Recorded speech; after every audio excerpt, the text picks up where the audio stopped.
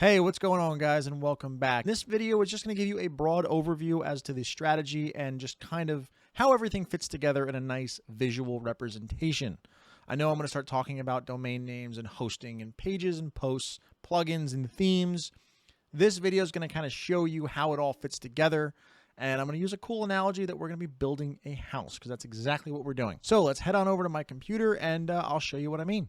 All right, so we're here now at a blank canvas for our business, and the first thing that we're going to do is we're going to pick up a domain name. Now, your domain name will either match your brand name, or you can just use your name at a .com address. And all a domain is it's just a web address. This tells people where to find you online. A domain name by itself is not a website. It is literally like a mailbox in a void.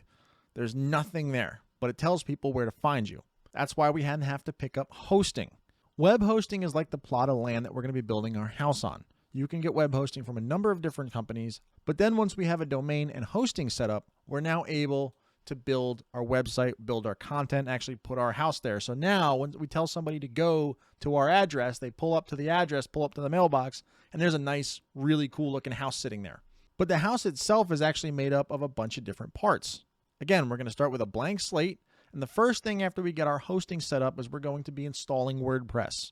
Okay, WordPress is like the framework of that house. This is just what your website runs on. And exactly, it's just like this. It's like the 2x4s that give you the same general shape of the house.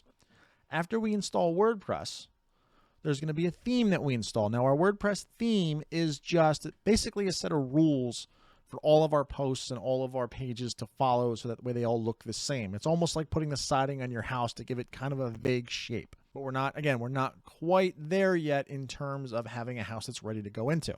Then we're going to create some compliance pages.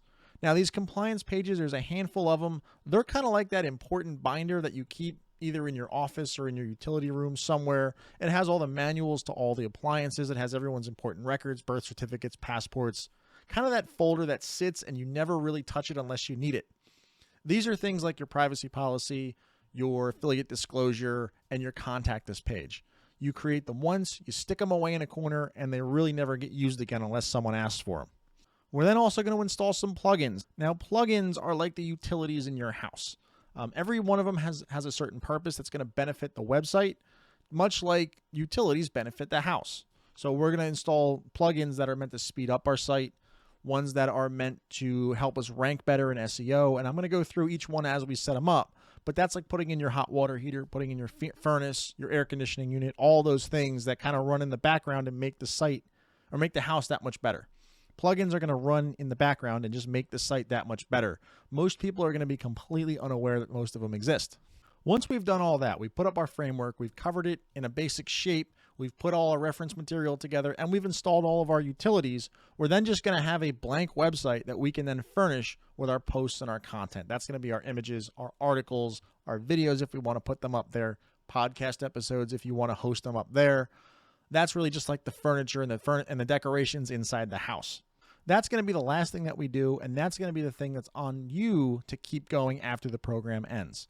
I'm going to walk you through all of the setup, but it's going to be on you to keep writing and creating the post and content if that's what you want to do.